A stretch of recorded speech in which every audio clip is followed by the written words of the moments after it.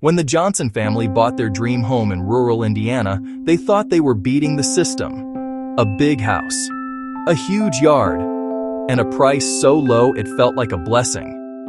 But blessings don't scratch the walls at night. They don't stand at the end of your daughter's bed, and they don't whisper your name from the attic. This is the unsettling case of the Johnson family, a haunting so persistent it followed them across state lines. A haunting that broke their faith, fractured their family, and forced them to confront a truth far more terrifying than any ghost.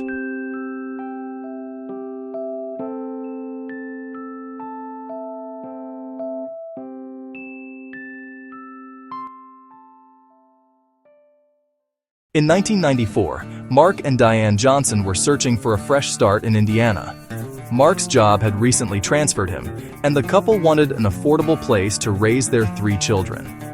They found a 2-story farmhouse just outside Bloomington. 5 bedrooms, sprawling land, a detached barn, and a price tag nearly 40% below market value. Diane later said, "I remember asking the realtor, why so cheap? She just said the previous owners moved out suddenly, money problems. But there were no foreclosure papers, no local gossip, no explanation. They took the deal anyway. The first week, nothing happened. The second week, the house revealed itself. At first, it was small maintenance issues. Pipes burst without reason. Wiring fried even after replacements. Doors wouldn't stay aligned. The furnace shut off on its own. This place is fighting back." Then came the attic noises. Every night around 2:45 a.m., footsteps, slow, heavy, deliberate. Mark would rush up with a flashlight, only to find the dust undisturbed. The family tried to ignore it, until the apparitions began. Diane saw the figure first, a frail old woman dressed in a faded nightgown, standing by the kitchen doorway. When Diane blinked, the woman vanished. 2 days later, their 5-year-old daughter, Emily, introduced her new imaginary friend. A friend she called Miss Clara. Emily described her perfectly. White hair, long nightgown, and she walks slow because her feet don't touch the ground. When Diane asked where Miss Clara lived, Emily answered, "She lives upstairs, in the attic. She said it used to be her house." That night, the attic footsteps changed. Now they came down the stairs. Out of desperation, a neighbor recommended a local psychic named Daniel Reeves. You have more than one presence here, and one of them does not want you.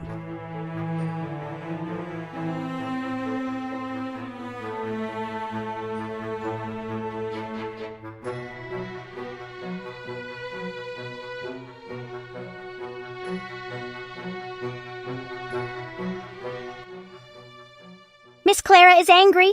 Desperate, the Johnsons turned to the Catholic Church for a house blessing. Father Ellison visited, sprinkling holy water and reciting prayers. But as he did, the hallway lights flickered violently. A framed picture crashed to the floor behind him. I felt a strong resistance. When the disturbances worsened, louder footsteps, shattered dishes, Emily talking to empty corners, the Johnsons begged the church to authorize an exorcism. The church hesitated. Investigations dragged on for months. Their final letter read, "There is insufficient evidence of demonic presence." The family felt abandoned. As a last resort, Diane wrote to Ed and Lorraine Warren, the famous demonologists. To her surprise, they replied.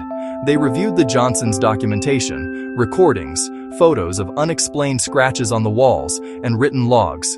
The Warrens believed the case involved a malevolent, non-human entity. But they couldn't come in person. Instead, they urged the church again to intervene. The church still refused. The Johnsons were alone. Mark eventually contacted a university professor, Dr. Harold Maynard, who specialized in parapsychology. Maynard believed the haunting was genuine and arranged for a local TV crew to document the phenomena. On their first night of filming, the cameramen captured something chilling, a shadowy figure crossing the upstairs hallway, even though no one was upstairs. Seconds later, he felt something grab his shoulder. He dropped the camera and fled the house, swearing never to return. The footage aired locally. The Johnsons became a sensation, but the haunting only grew worse. They moved out within a week. Most families escape their haunting by leaving the house. The Johnsons weren't that lucky. In their new apartment 2 towns over, the disturbances continued. Scratches on the bedroom door. Objects sliding across tables. Emily waking up at night whispering, "Miss Clara found us." Then their teenage son was injured in a car crash. He later claimed he swerved because he saw an old woman standing in the road. Mark grew aggressive, violent, short-tempered, unlike his usual self. Their son mirrored the behavior. The family was falling apart. Professor Maynard reached out again. He told them something that changed everything. "Your fear is feeding this. These things attach to trauma, to guilt, resentment, anger. The haunting isn't just in your house, it's in your family." He coached them on confronting their emotions. Weeks of therapy-like sessions focused on unity, communication, and facing personal demons. Slowly, the disturbances weakened. Emily stopped seeing Miss Clara. Mark's aggression faded. Their home, finally, felt quiet. Not because the entity was defeated, but because the family stopped giving it power. The Johnsons never got the exorcism they begged for. They never got a scientific explanation or a clean ending. What they got was harder. A revelation that sometimes the darkest spirits aren't tied to a place, but to the people who fear them the most. Whether the haunting was supernatural or psychological remains debated. But one thing is certain. What happened to the Johnson family in Indiana is among the most chilling cases of a haunting that refused to let go.